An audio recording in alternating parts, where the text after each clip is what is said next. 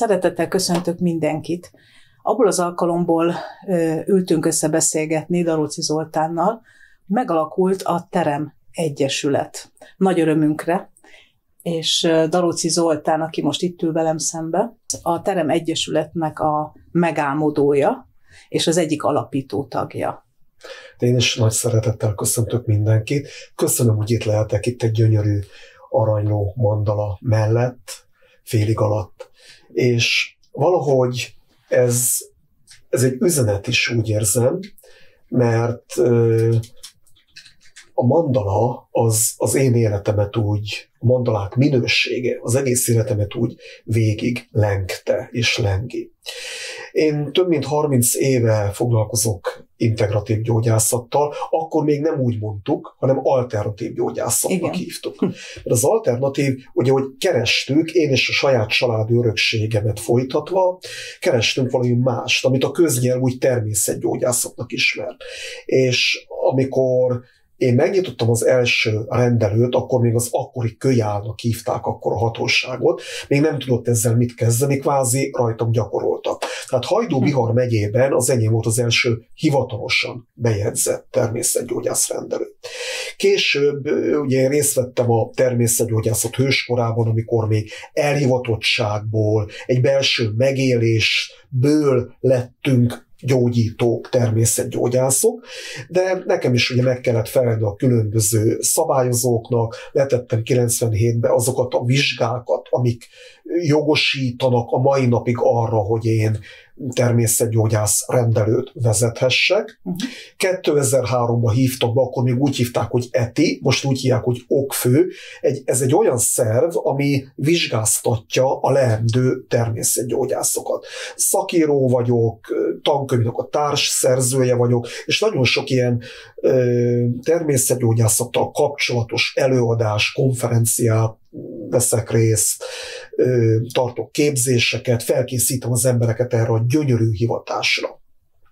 És így a tanítványaim, akik közül már sok a barátomnak lehet mondani, mondták, hogy Zoli, kellene valami olyan szervezeti forma, mert voltak erre próbálkozások, tőlünk függetlenül is, de ez nem baj. A cél az, hogy akik szeretnének tenni azért, ami az én elhivatottságom is, vagy elhívásom is a Magyarország egészségtudatosságának az emelése. Az, hogy a népi gyógymód, ami a mi nemzeti kincsünk része, ez megmaradjon, és élővé tegyük, hogy te, mint anyuka, vagy mindenki, aki alkalmazza, akár csak háziasszonyi szinten, baráti körben, vagy valaki ezt hivatásszerűen végzi, az valahogy megérezzen valami olyan csodát, hogy mit jelentett egységben élni. Régen úgy mondták, hogy öreg Isten vagy jó Istennel. Egy picit, bocsánat, hogy szabadba vágok, kicsit kanyarodjunk vissza az elejére, ahol ugye mondtad, hogy tervek voltak már, illetve volt már valamiféle szervezet. Én tudom, a TEBA nevű baráti társaság volt az első, és abból alakult az Egyesület. Ezt elmondod, hogy miért és hogyan jött létre? Igen. Ha egy picit még korábbra nyúlunk vissza, nekem megadta a sors a lehetőséget, hogy kikerültem távol-keletre. Japán elismert mestereitől tudtam tanulni. És létrejött egy alapítvány egy céllal. Amikor elértük a célunkat, az alapítványt ugye elérte a célját, kvázi megszűnt. És azok voltak az első kezdeti lépések, utána egy lazább, civil társasági forma, a természetes gyógymódok baráti társasága alakult meg, és azóta is köszönöm azoknak, akik ebben mellettem voltak, és vannak a mai napig.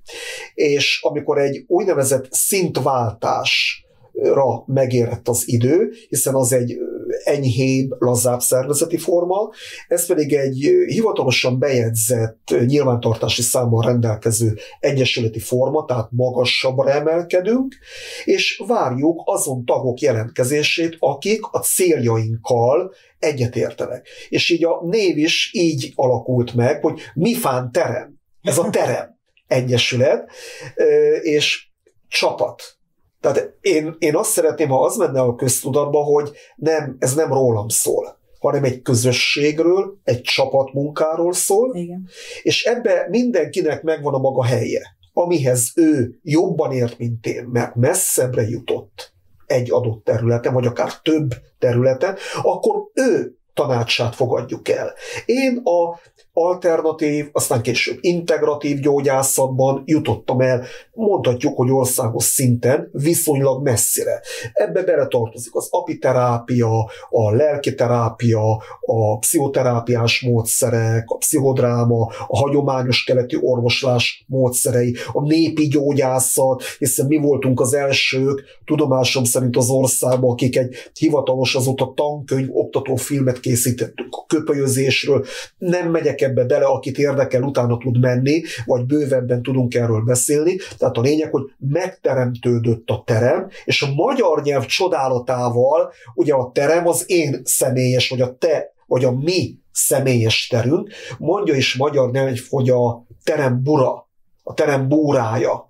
A teremtés búrája. A teremtés búrája, ez is benne van. Most vagyunk egy kisebb térben, egy kis stúdióban, ez is a terem, meg hát teremtődik, amikor egy magocskát elültetünk, és a szárba szökken, hát mi csoda ez, és gyümölcsöt terem.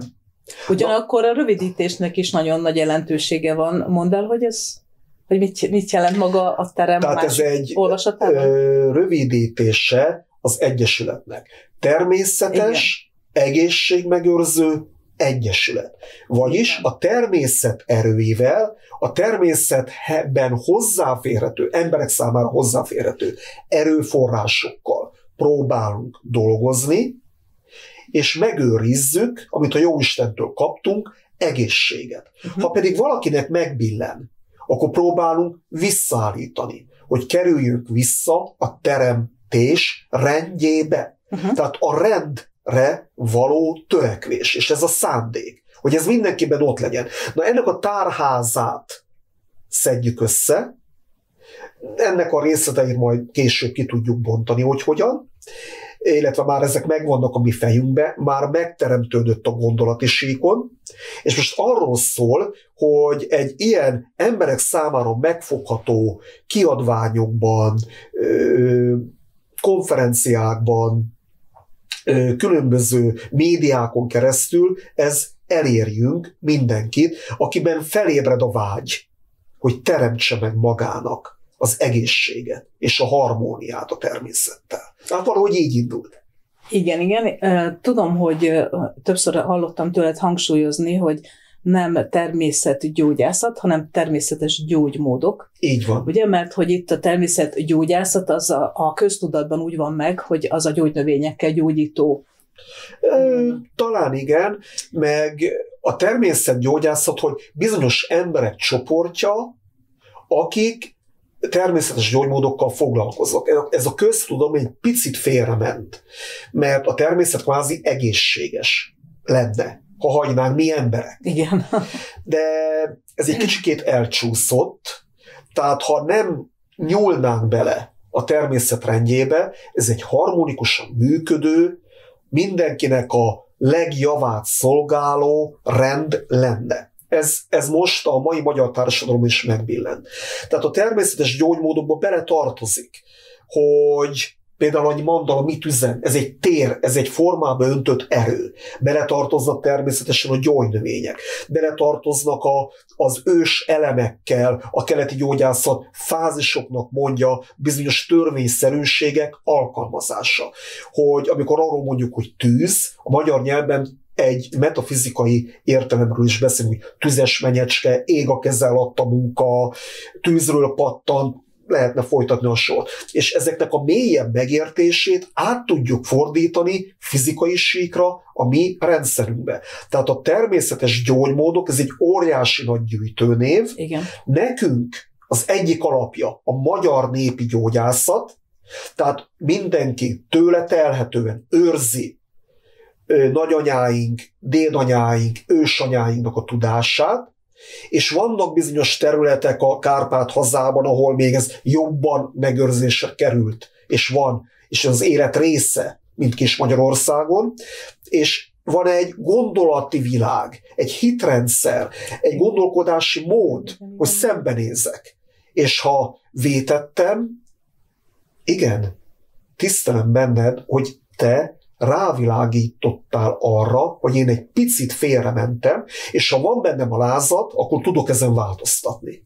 Tehát ez is része a természetes gyógymódoknak. Tehát van egy tőlünk független minőség, van egy emberben megszülető, teremtődő minőség, és ez a kettőnek valahogy össze kellene, hogy kapcsolódjon, és együtt kellene, hogy működjön. Erről szól a Terem Természetes Egészségmegőrző Egyesület. Így van. Nagyon-nagyon szép a története is, hogy megalakult, meg ahogy én belelátok, már amennyire úgy kezdettől fogva azért így veletek vagyok, és tényleg megtiszteltetés, hogy tagja lehetek én is, hogy nagyon jó emberek csatlakoznak ide. Mindenféle szempontból emberileg is, és szaktudásilag is nagyon magas szinten álló értékes emberek tagjai, és erre tudom, hogy nagyon tehát nagyon nagy hangsúlyt fektetsz rá, és nagyon figyelsz rá, hogy ez ne is változzon. Tehát, hogy megmaradjon ez a kincs, ez az eszencia, ez az érték tényleg tartsa magát, ne higuljon föl, ne kelljen leadnod az egésznek a szellemiségéből egy kicsit se, és ez nagyon-nagyon tiszteletre méltó, hogy ezt így képviseled. Ebbe majd kérünk segítséget, akár tőled, és azoktól is, akik majd csatlakoznak, mert ezt érzed te is, mint pedagógus, ez egy nagy felelősség azért. Igen.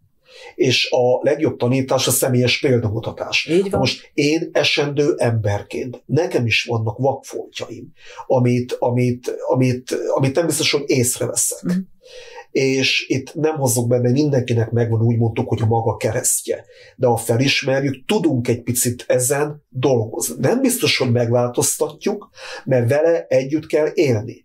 De vannak ősi törvények, hogy adok-kapok törvénye. A hasonlóság összerezdülése.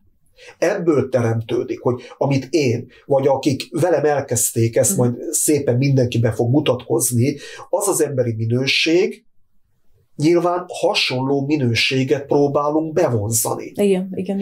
És ha nekem valaki szimpatikus, mert elfogult vagyok valakivel szemben, ott leszel majd, te bízom benne, ott lesz a másik, a harmadik, és mondjuk, Zoli, nem biztos, hogy látod annak a leendő tagnak az esendőségét. Illetve nem baj, hogy esendő, mert mindannyian azok vagyunk. Csak hogy tud emelkedni és változni. Így van, és ez a kulcs szó. Akar-e? A szándék, hogy milyen benne. Benne van-e, hogy mert mindig változunk. Ugye nem vagyunk olyanok, mint 10 évvel ezelőtt, és most 10 év múlva már mások leszünk.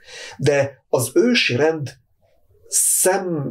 ősi rendet szemünk előtt tartani, hogy mindig ez lebegjen itt előttünk, hogy próbáljuk ezt megvalósítani, nyilván ez egy küldetés, egy elhívás, egy hivatás.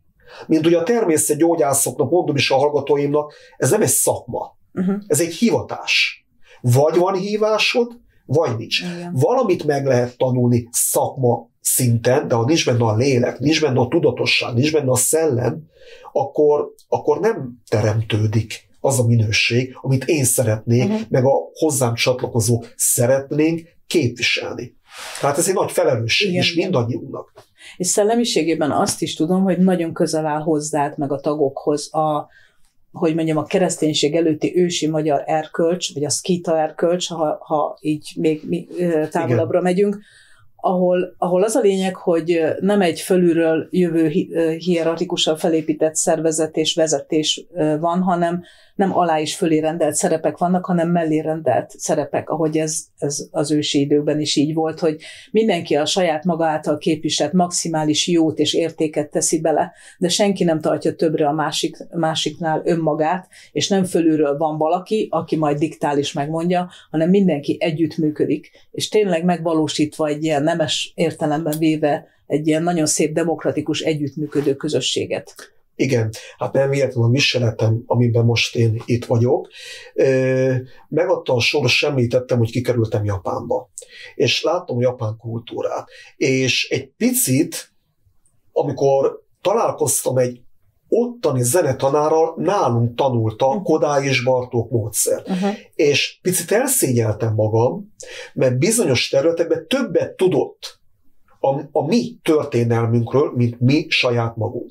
Ugye most itt bele lehetne menni, te is pedagógus vagy, hogy az oktatási rendszerünk az nem biztos, hogy mindig a valóságot adja át, hanem amit úgy gondolunk, hogy a valóság. Igen, hát ez nagyon messzire vezető téma. Igen, most én ebben nem fogok belemenni, de én is, mint útkereső, ifjabb koromban, ugye próbáltam megtalálni több olyan kultúrában a kérdéseimre a választ, és akkor megismerkedtem több egyéb kultúrával és filozófiai rendszerrel. És ott Japánban, amikor beszélgettem a Deguchi tanárral, hogy Zoli, ez a ti kincsetek, és mi a mélyben összeérünk. És amikor ott most úgy mondjuk, hogy módosult tudatállapotban sok minden úgy megértődik, megvilágosodik. Ugye nekem Japánban volt egy kicsit ebben a más állapotban egy picit lenni, amit Japánban satorinak mondanak. Ez egy meditatív, egy mélyebb meditatív állapot. Itt Európában beszélünk róla, hogy meditálunk egy relaxáció szinten. Nem baj, csináljuk. De megint más, amit kimondunk, és megint más a mélység. Tehát valahogy a magasságot és a mélységet hogyan tudom én összekapcsolni, mint ahogy van az idézet, hogy fölötted az ég, alattad a föld, benned, vagyis én vagyok a létra. De ezt kellene törekedni, hogy meg tudjuk valósítani, és én is eljutottam odáig, hogy megtanultam a rovásírásnak az üzenetét. Nem az számít, hogy nem csak az számít, hogy valaki tudja, hogy mi mit jelent, hanem annak az üzenete, a lelki, tudati, szellemi üzenete, hogy egy jelkép, amit azt mondjuk, hogy egy rovásjel. Nem. Annál ez jóval több. És nyilván, mert ide születtünk, tehát nekem is az ősi magyar hitrendszert, hagyományokat őrzöm, amennyire tőlem telhető. És hát van egy jelenség Magyarországon, nem biztos, hogy szerencsés, tehát azt kérem, hogy majd azért tisztán lássák, hogy az ősi etikai kódexek alatt mást értettek, mint ami most ki így gondolja, ki úgy gondolja. És ezt nem is lehet szavakba önteni, mert ez belülről fakad, vagy nem fakad. Régebben nem kellettek törvények, mert bennünk élt a törvény. Bennünk élt az ősi etikai kódex, ami ma már néha úgy tűnik, hogy elvesző félben van. Ha így belegondolunk, ha akár a mi magyar társadalmi változásainkat nézzük. És amiről te beszélsz, ugye én is azt mondom, hogy én valamiben mondhatom, hogy országos szinten messzire és mélyre jutottam. Te viszont másban jutottál mélyre. Vannak a tagjaink között, akik megint másban jutottak mélyre. Tehát ha egy közgazdász téma van a csapatokban közgazdászhoz jobban értő, akkor én őt elfogadom, amit ő mond. Ha egy jogi téma van a csapatban jogász, elfogadom, amit ő mond, mert ő abba beletett több évtizedet.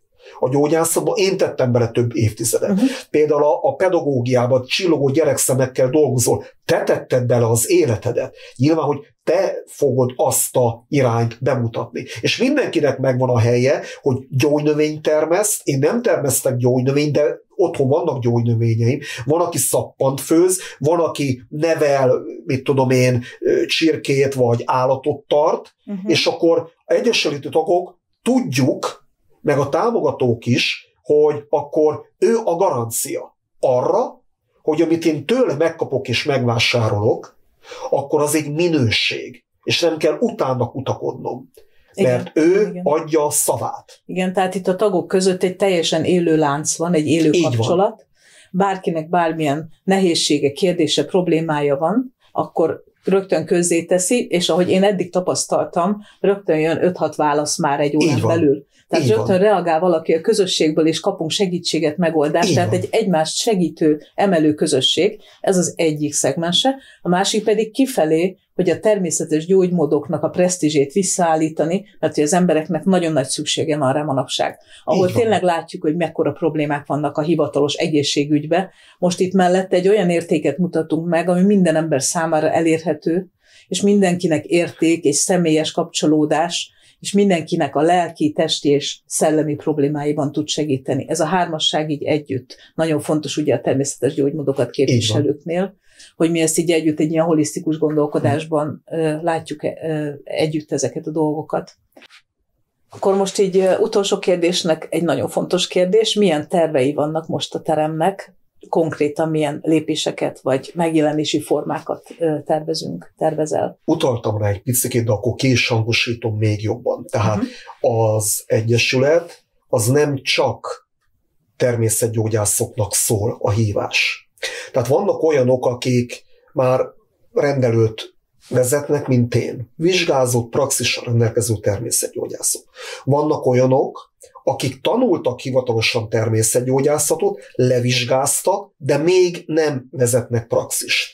Ilyeneket is várunk a tagjaink körébe, mert még nem olyan az élethelyzet, hogy ők megteremtették volna maguknak ezen a lehetőséget. De nekik is tudunk segíteni.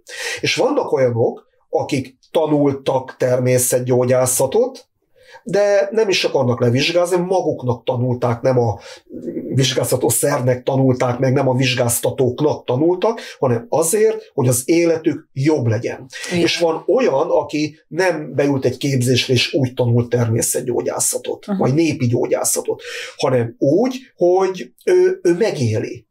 Például egy erdész, például egy gombaszakértő, aki megy az erdőbe gombászni. Például egy túravezető, aki a természet szépségét és csodáját tiszteli, és megpróbálja átadni az embereknek.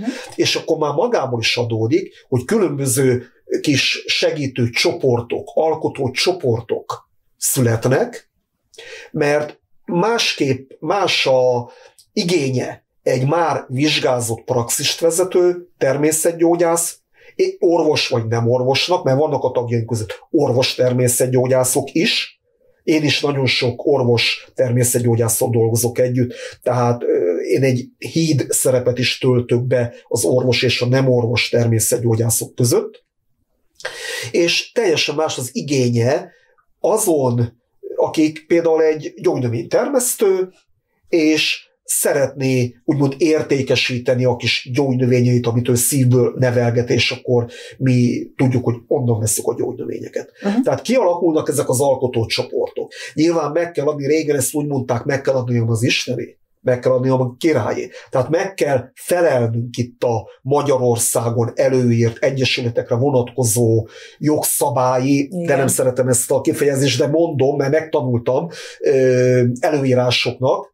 Tehát nyilván fel kell, hogy álljon a szervezeti struktúra megfelelően, könyvelés technikailag, van, aki a kommunikációért felel, úgy is mondják, ilyen illedelmes szavakat tanulok, hogy közönségkapcsolatokkal felel, hogy a kezdőnek, aki még úgy rácsodálkozik, hogy van ilyen, hogy aspirin nélkül is lehet megoldásokat találni, ugye ő neki megint másképp kell beszélni, kommunikálni, mint aki már 30 éve életszerűen a gyógynövényekkel kórálja önmagát, meg a családját. Tehát ezeket az alkotó csoportokat építjük fel. És nyilván meg kell mutatnunk magunkat, hogy ezt a kincset, ami a népi gyógyászatból kialakult természetgyógyászat, fogyaszthatóvá, most kérem a te segítségedet is, meg a csatlakozók segítségét is, hogy mi a jó kifejezés erre, hogy oda tudjuk adni.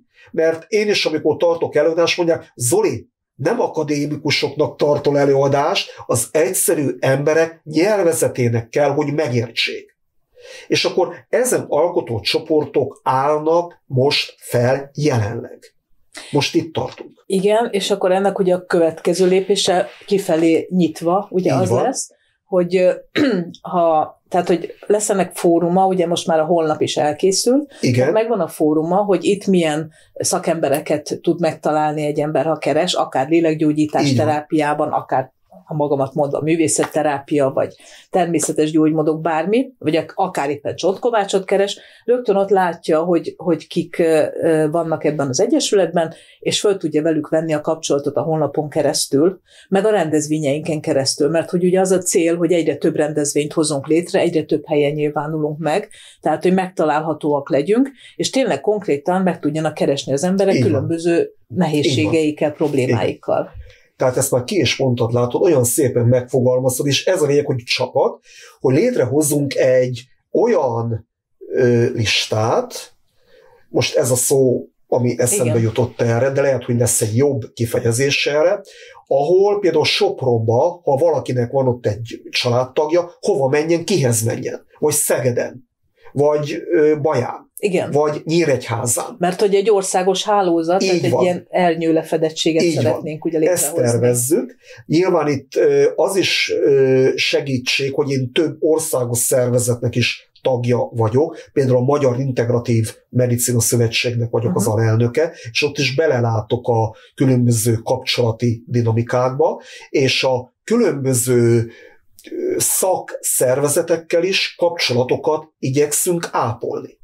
Tehát vannak egyéb szervezetek az országban, amik arra az adott területen működnek és vannak. Tehát az alkotócsoportok mellett, hogy megmutassuk a nyilvánosság fel, hogy itt vagyunk. És ennek lesz most talán legelsőnek mondhatjuk, a Magnetházban lesz majd március 9-én egy rendezvény, ahol mi kapunk egy külön kis termet, és ott, aki tud jönni, illetve ha ezt a műsort valaki akkor nézi majd, kedves nézőink és hallgatóink, amikor már ez elmúlt, igen. Akkor is majd nyomon lehet követni bennünket a saját honlapunkon. Na most a honlap, hogy felálljon, annak vannak ilyen technikai, meg műszaki feltételei, abban én nekem nem vagyok annyira járatos, de vannak a tagjaink között, akik meg azt vállalják, hiszen csapatmunkában vagyunk, hogy én is kialakítok az én saját oldalamon egy ilyen, úgy mondják, hogy fület, azt hiszem, ahol rá lehet klikkelni, mondok ilyen tanult szavakat, és a mostani jelenlévő csapatunkban is vannak már a saját honlapjukon, mindaddig, amíg meg nem születik az Egyesület saját honlapja. És ahogy én itt ülök mandala előtt, úgy minden alapító be fog majd egy picit mutatkozni, és később, ahogy a csapatok bővül, a csoportvezetők is be fognak mutatkozni majd. Igen, a rendezvényeinkről is fogunk így majd hírt adni, és hogy például majd rád is sor kerül, hogy igen, te ezzel és ezzel foglalkozol. Lehet hozzád fordulni, hogy aki nem ismer bennünket, vagy engem, vagy téged, vagy bárkit, aki itt fog ülni, arról tudjuk, hogy igen, ezen a területtel meg tudom keresni. Tehát ezt is igyekszünk kidolgozni.